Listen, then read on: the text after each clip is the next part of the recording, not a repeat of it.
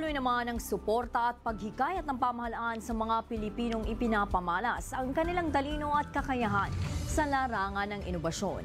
Katunayan, isang kompetisyon para sa Filipino innovators mula sa iba't ibang bahagi ng bansa ang idinaraos ng pamahalaan. Narito ang report.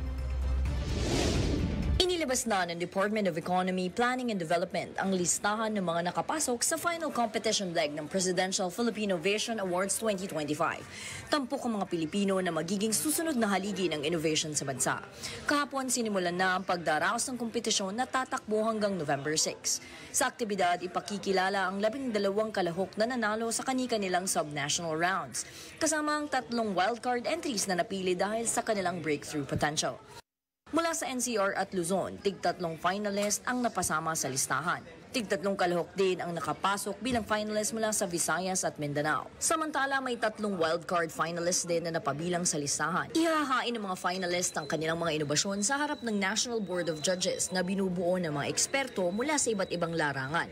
Huhusgahan ang bawat entry batay sa sustainability at scalability, marketability, potential impact and relevance at kabuuang antas ng inobasyon. 5 sa 15 finalists ang kikilalaning Filipino Innovator Awardees of the Year na paparangalan ng National Innovation Council bilang pagkilala sa kanilang mahalagang kontribusyon sa larangan ng inobasyon at pambansang kaunlaran.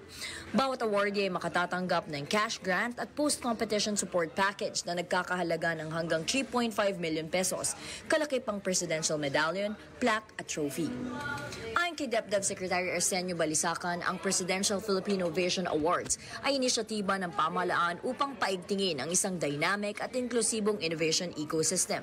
Layo nitong itaguyod ang kolaborasyon, pagkamalikhain at komersyalisasyon ng homegrown innovation na nagsusulong ng pambansang kaunlaran. Dagdag pa niya, pinapakita nito ang ating sama-samang hangarin na gamitin ang pagkamalikhain at talino ng mga Pilipino upang mapaunlad ang productivity, competitiveness at sustainable development. Sa pamamagitan ng programang ito, mas pinatitibay ang ugnayan ng pamahalaan, industriya at akademya at binibigyang daan ang pagpapalago ng mga inobasyong makapagpapabuti sa buhay ng bawat Pilipino.